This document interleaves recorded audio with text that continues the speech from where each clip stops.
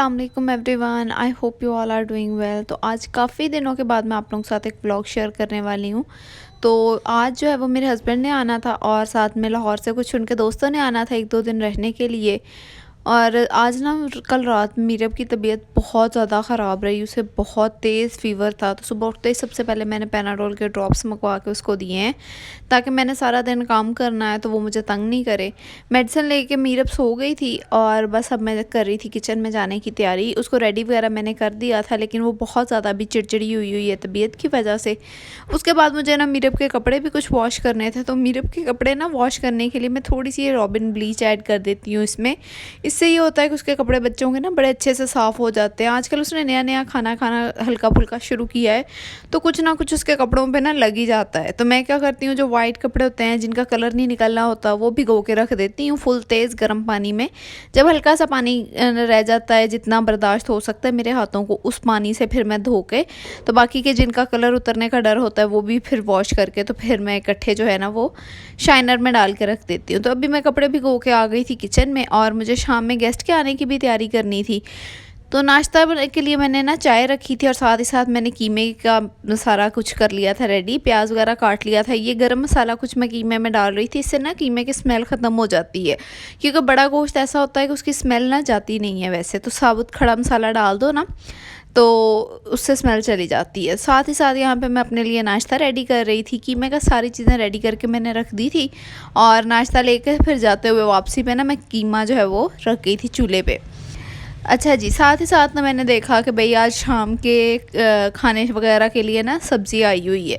तो सब्ज़ी देख के मेरे में आया लालच के भाई ज़्यादा सारी सब्ज़ियां डाल के ना तो ऑमलेट बनाते हैं। मुझे ना ऑमलेट में ज़्यादा सारी सब्ज़ियां बहुत ज़्यादा पसंद हैं, जैसे मतलब हर चीज़ हो उसमें, शिमला मिर्च, बंद गोभी, प्याज, टमाटर, हरी मिर्च। तो आज सारा कुछ पड़ा था, तो मैंने सोचा कि चलें मज़ेदार सा नाश्ता बनाते हैं। तो उससे पहले ना मुझे मूली नज़र आ गई, मैंने कहा चले थोड़ी सी नहार पेट मूली खा लेते हैं, बहुत ज़्यादा अच्छी होती है आपके स्टमक के लिए। और आजकल तो इतनी अच्छी मूली आई हुई है ना कि बिल्कुल भी कड़वी नहीं है, बड़ी मीठी मीठी सी होती है, तो खाने में मज़ा भी आता है। तो बस यहाँ पर मैंने अपने लिए छोटा सा मूली का पीस कट किया और साथ साथ ये खा लिया। साथ ही साथ मैं अपने नाश्ते की भी तैयारी करती जा रही थी। कीमे की चीज़ें वगैरह ना मैंने कट करके ऑलरेडी कुकर के अंदर डाल के रख दी थी। तो यहाँ पे ना मैं कट कर रही थी शिमला मिर्च और बंद गोभी। मैंने सोचा चले आज कुछ यूनिक बनाते हैं नाश्ते के लिए, तो मैंने बनाया था प्याज वाला पराठा और साथ में शिमला मिर्च और बंद गोभी का ना ऑमलेट। और ये लिटरली इतना मज़ेदार नाश्ता बना था ना कि मेरे घर में सब कह रहे थे कि ये अब तुमने किस दिन हमें भी बना के देना है। तो यहाँ पे बस जी मैंने अपनी जितनी देर में मूली खाई उतनी देर में दूध भी बॉयल हो गया, चाय को भी बॉयल आ गया, तवा गर्म हो गया, और बस फिर मैंने अपना नाश्ता बनाने की तैयारी शुरू कर दी थी।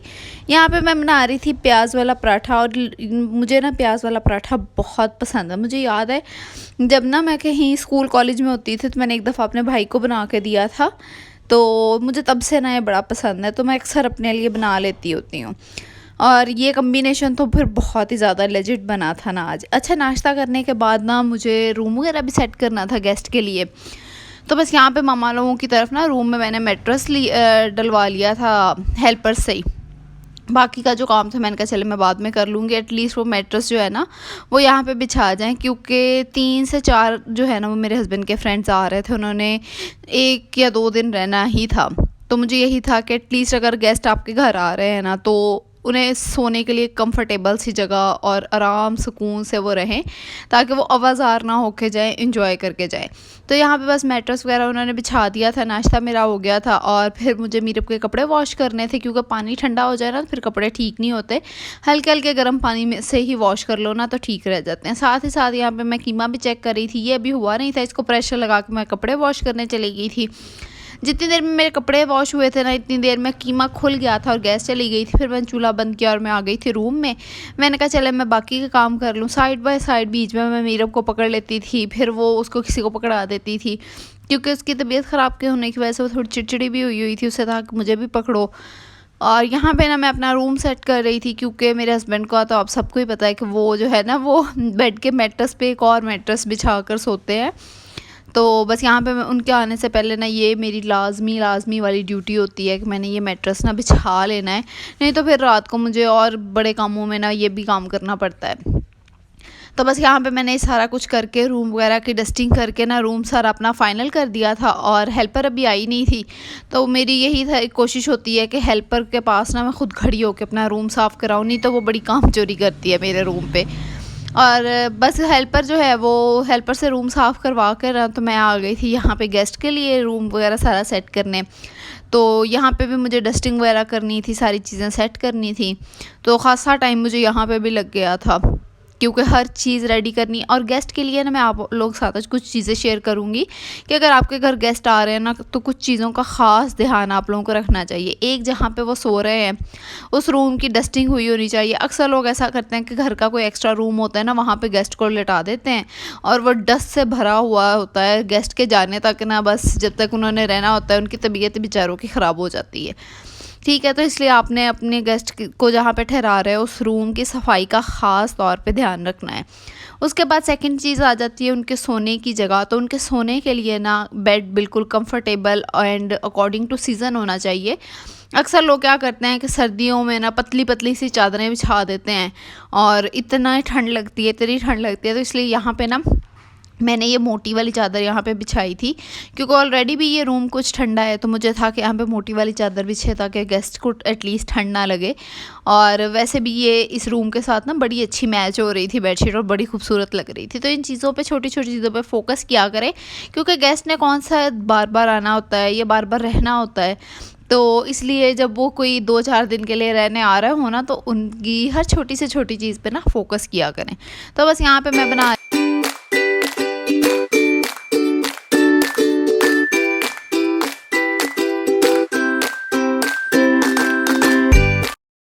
बेड वगैरह बना के डस्टिंग करके सारी चीज़ें करके मैं फ्री हो गई थी। फिर यहाँ पे कारपेट बिछा हुआ था, ऑल्दो ये क्लीन ही था, लेकिन फिर भी मैंने एक दफ़ा इसके ऊपर जो है ना वैक्यूम कर दिया था ताकि कहीं पे भी कोई ज़रा जो है वो डस्ट वगैरह का नीचे गिरा हो तो वो नीचे रह ना जाए, अच्छे से क्लीनिंग हो जाए सारी। और वॉशरूम वगैरह हर चीज़ मैंने चेक कर ली थी।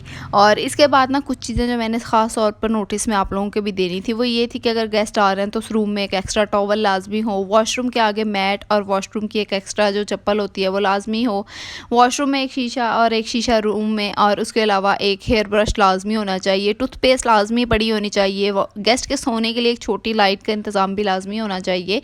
और इसके अलावा अगर आपके कोई स्मोकिंग वाले गेस्ट आ रहे हैं तो फिर एक एस्ट्रे, और यहाँ पे ये कैरम बोर्ड पड़ा था तो मैंने इसको भी सेट करके रख दिया था। एंड अकॉर्डिंग टू गेस्ट ना बिस्तर लाजमी पूरे होने चाहिए। अक्सर लोग क्या करते हैं कि भाई 5 गेस्ट हैं तो 2 रज़ाइयाँ दे दो, खुद ही सो जाएंगे, तो यहाँ पे अकॉर्डिंग टू गेस्ट ना बिस्तर पूरे होने चाहिए, पिलोज़, रज़ाइयाँ, हर चीज़।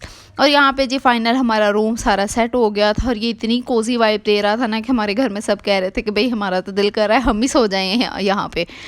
अच्छा जी, उसके बाद ना फिर बस मैंने मीरब के कपड़े वगैरह चेंज किए, मीरब को सुला दिया और फिर मैंने खुद भी अपने कपड़े वगैरह चेंज कर लिए थे क्योंकि डस्ट से काफ़ी गंदे हो गए थे। और रेडी होने के बाद ना यहाँ पे जो है वो मैंने मीरब के कपड़े वगैरह ड्राई किए हुए थे, वो भी उठाने थे और गैस भी आने वाली थी। मम्मा और आंटी लोग घर नहीं थी इस टाइम, वो कहीं गई हुई थी।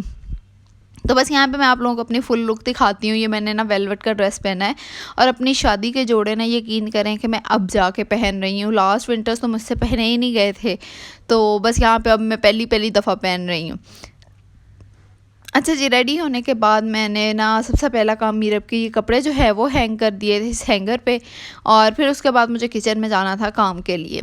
कीमा जो है ना वो मेरा ऑलमोस्ट गला हुआ था, इसलिए मुझे उसका इतना ज़्यादा कोई काम नहीं था, लेकिन अभी ये थोड़ा सा इसमें और इसको पकाने की ज़रूरत थी, तो मैंने इसको वापस से रख दिया था चूल्हे पे। सबसे पहले गीज़र वगैरह ऑन किया और जितनी देर में मेरा कीमा खुल रहा था ना इतनी देर में मैंने ना सैलड बनाना शुरू कर दिया था। और अब मैं आप लोगों के साथ एक चीज़ शेयर करती हूँ, वो ये मेरी टूटी हुई ऐनक। मतलब यार ये मैं इस ग्लासेस को लगा कर ना पूरे दिन से काम कर रही हूँ और मैं बड़ी तंग हो रही हूँ। तो अब बस मुझे ये ग्लासेस भी बनवानी है क्योंकि मुझे बड़ा तंग करती हैं और इनको सेट करना भी ना बड़ा मुश्किल हो जाता है। तो खैर मैंने फटाफट से ना सैलेड बना के रख दिया था क्योंकि बाद में फिर ना ऐसी छोटी छोटी चीज़ों के लिए टाइम निकालना बड़ा मुश्किल हो जाता है सारे कामों में। तो सैलेड में बस मैंने खीरा और मूली कट की थी क्योंकि और बाकी की चीज़ें इतनी खाई नहीं जाती। कीमा मेरा गल गया था और कीमे के इस पॉइंट पे ना मैं इसके अंदर स्पाइसेस ऐड करूँगी, नमक, लाल मिर्च और हल्दी। इससे क्या होता है कि हमारा कीमा ना काला काला नहीं बनता, बड़ी खुश शक्ल सी हांडी पकती है। अक्सर लोग कहते हैं हमने कीमा पकाया वो काला हो गया, तो कीमे को जब आपने गलाना है ना तो सिर्फ नमक डाल के और सब्ज़ मिर्च डाल के गला लें। लाल मिर्च और हल्दी जो है ना वो कीमे के बिल्कुल गल जाने के बाद एंड पे डालें, उससे बड़ी खुश शक्ल हांडी पकेगी। ये देखिए कितना खूबसूरत खिला खिला सा कलर है कीमे का। अच्छा जी, यहाँ पे पानी जो है वो अच्छे से ड्राई हो गया था, तो मैंने टमाटर भी इसके अंदर डाल दिए हैं। और कीमे की जो डिटेल रेसिपी है वो तो ऑलरेडी मैं आप लोगों के साथ सारी शेयर की हुई है कि मैं किस तरह से कीमा बनाती हूँ। और कीमा मटर हमारे घर की एक लाजमी डिश है, क्योंकि मेरे हस्बैंड को बहुत ज़्यादा पसंद है। तो जब भी उनके रेफरेंस से कोई गेस्ट आ रहे होते हैं ना, तो वो लाजमी ये डिश बनवाते हैं। तो बस यहाँ पे कीमे को मैं भून रही थी, साथ ही साथ मैंने सब्जियां कट कर ली थी सूप के लिए, क्योंकि स्टार्टर में सूप पेश करना था। और आजकल जैसे सर्दी है तो सूप बहुत ज़्यादा अच्छा लगता है। और आज मैं बनाने वाली थी शेज़वान सूप, बहुत ही ज़्यादा यम्मी खट्टा मीठा सा सूप बनता है। ये ना ये बहुत ज़्यादा हैवी होता है और ना इसे पीने के बाद ना जलन होती है जिस तरह से नॉर्मल सूप के बाद होती है। तो चले इसकी रेसिपी शेयर करती हूँ आप लोगों के साथ। आधा किलो चिकन ले लिया है, 1 गाजर ले लिया, 1 पूरा लहसुन का गट्ठा ले लिया है, 2 इंच का अदरक ले लिया और 1 प्याज ले लिया। इन सारी चीज़ों को ना हमने प्रेशर कुकर के अंदर डाल देना है इकट्ठे। और उसके साथ हमने ना तकरीबन 3 से 4 ग्लास के करीब ना पानी इसके अंदर ऐड कर देना है। अच्छा खासा पानी इसके अंदर ऐड करके उसके बाद हम लोगों ने एंड पे सिर्फ 1 टीस्पून नमक का ऐड करना है और इसको प्रेशर लगा के रख देना है तकरीबन 30-35 मिनट के लिए। ठीक है, यहाँ पे प्रेशर हमारा लग गया था और बीच में आप खोल के देखते रहें कि पानी कम ना हो जाए ज़्यादा। पानी अगर आपको ज़्यादा कम लगे तो डाल दीजिएगा। साइड बाय साइड मेरा कीमा भी ऑलमोस्ट रेडी हो गया था। कीमे के ऊपर मैंने कोई मसाला धनिया वगैरह भी नहीं डाला था, मैंने कहा जब गेस्ट आएंगे तभी डालूँगी। कीमे को मैंने किया साइड पे और यहाँ पे मेरी ना सूप की यखनी हो गई थी रेडी। अब हम इसमें से ना सबसे पहले चिकन को निकाल के साइड पे कर लेंगे और इसे श्रेड कर लेंगे। तो और बाकी की जो वेजेस और सारी चीज़ें हैं ना इनको भी स्ट्रेन करके हम लोग निकाल लेंगे और जो यखनी है ना उसको अलहदा से रहने देंगे। और यखनी मैंने दूसरे पैन में निकाल ली थी क्योंकि मुझे इसी कुकर के अंदर बाकी की जो है ना वो सूप तैयार करना था।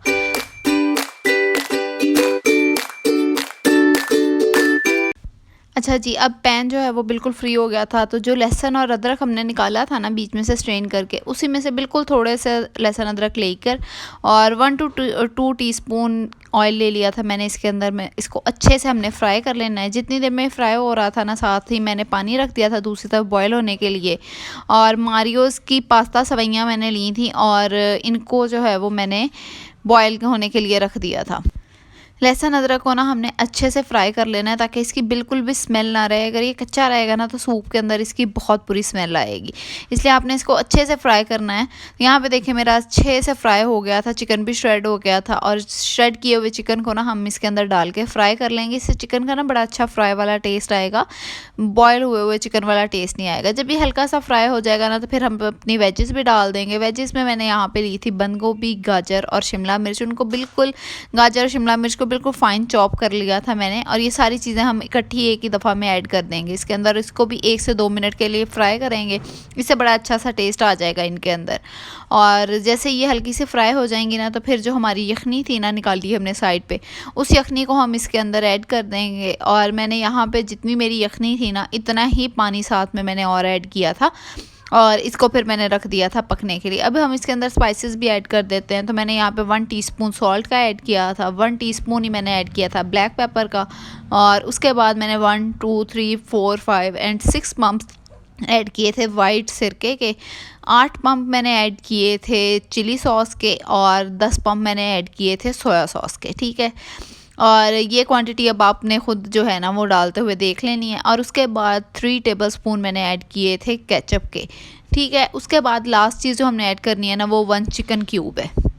ये सारी चीज़ें ऐड करके पकने के लिए रख दिया था सूप। और उसके बाद सवैयाँ बना लेते हैं। 3 दिन में सवैयाँ मेरी बॉयल हो गई थी। और आपने ना सवैयाँ चिपक के ना, इसके लिए आपने क्या करना है कि ठंडे पैन के अंदर ऑयल डाल के और ठंडे ठंडे के अंदर आपने सवैयाँ डाल देनी है, ताकि गर्म पैन के अंदर होंगी ना तो फ़ौरन चिपक जाएंगी। हल्की सी सवैयाँ जब मेरी फ्राई हो गई, इसके अंदर मैंने तकरीबन 2-2.5 कप के बराबर चीनी ऐड कर दी थी। उसके बाद मैंने दूध की मलाई ऐड कर दी थी जितनी पड़ी थी फ्रीज़ हुई। और इसके बाद जो आज के फ्रेश दूध की थी ना वो भी मैंने सारी मलाई इसके अंदर ऐड कर दी थी। साथ ही साथ जो है ना वो मेरा सूप भी पक रहा था। इतने में मेरे हस्बैंड आ गए थे तो दूध लेकर आए थे, वो दूध बॉयल होने के लिए रख दिया था और सेवइयाँ जो है ना वो मैंने उतार दी थी। सूप के अंदर यहाँ पे ना मैंने 2 टीस्पून जो है वो शुगर के ऐड किए हैं, इससे बड़ा खट्टा मीठा सा सूप बनता है। गेस्ट के आने में बड़ी देर थी तो मेरे पेरेंट्स ने खाना तो पहले ही खा लिया था। अब यहाँ पे हम लोगों ने भी खाना शाना खा रहे थे और ये कीमा जो है ना चूल्हे पे पड़ा वो मैं मीरब के लिए गर्म कर रही थी। और फिर खैर बड़ी मुश्किल से तो कोई 10 बजे के करीब जाके गेस्ट पहुँचे हैं। तो यहाँ पे अब मैं गेस्ट के लिए सूप रेडी कर रही थी। एक जो है बोल के अंदर मैं कॉर्नफ्लावर की स्लरी बना लूँगी और दूसरे के अंदर मैं जो है वो अंडे फेंट के रख लूँगी। और ये दोनों चीज़ें ना मैं ऐड कर दूँगी जब हमारा सूप अच्छे से पकने लग जाएगा। और यहाँ पे सूप जो है वो मैंने ऑलरेडी चूल्हे के ऊपर रखा हुआ था।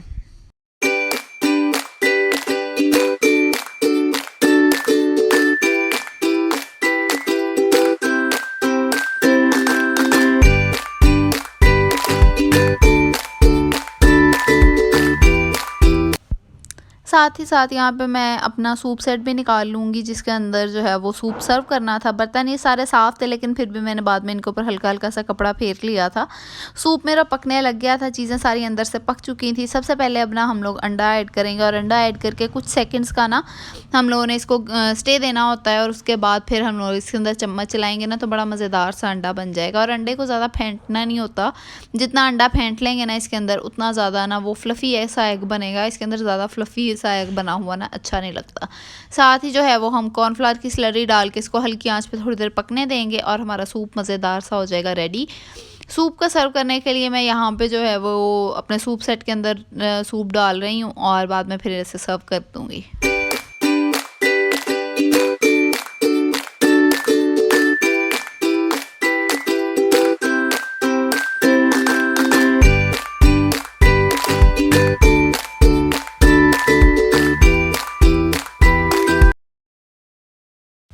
जितनी देर में गेस्ट सूप पी रहे थे ना मैंने रायता बना लिया था और सलाद निकाल के बाहर रख दिया था ताकि रूम टेम्परेचर पे आ जाए, क्योंकि सर्दी है तो ठंडा सलाद खाया नहीं जाएगा। रोटियां जो है वो मैंने पहले ही बना ली थी और सालन जो है वो मैंने गर्म होने के लिए रख दिया था। और यहाँ पे ना ये मैं ओपन कर रही थी गिफ्ट जो वो मीरब के लिए लेकर आए थे, तो ये मैं खोल कर आप लोगों को भी दिखाती हूँ। बड़ा प्यारा सा एक टॉय था और अभी तो मीरब इससे डर रही है, आहिस्ता आहिस्ता जो है वो इसके साथ खेलना शुरू कर देगी।